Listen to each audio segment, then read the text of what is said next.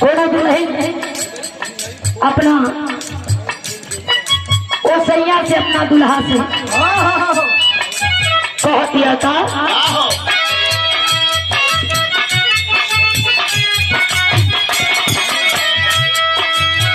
लगी न करोड़ पिया लागी नहीं लाख हो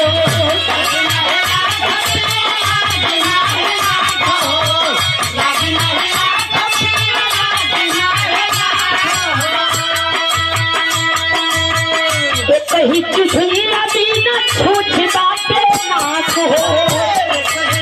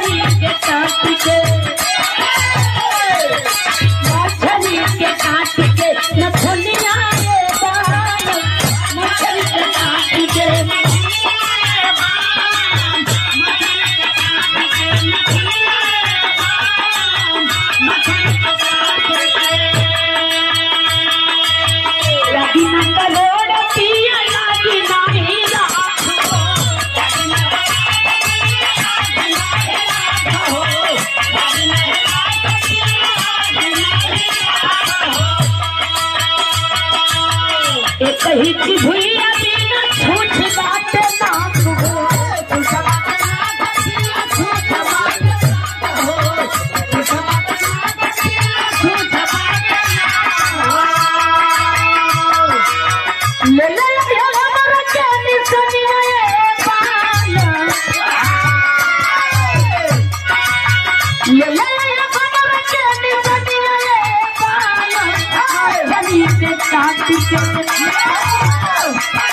मछली के काट के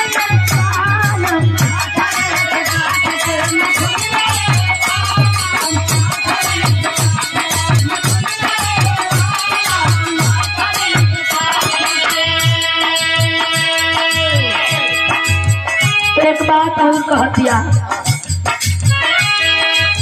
जो जाल के चढ़ावल रहल लथिया झुलनी ओकर तो हम सूखे ना जनले का कहे गवन के नथिया बबन की धराई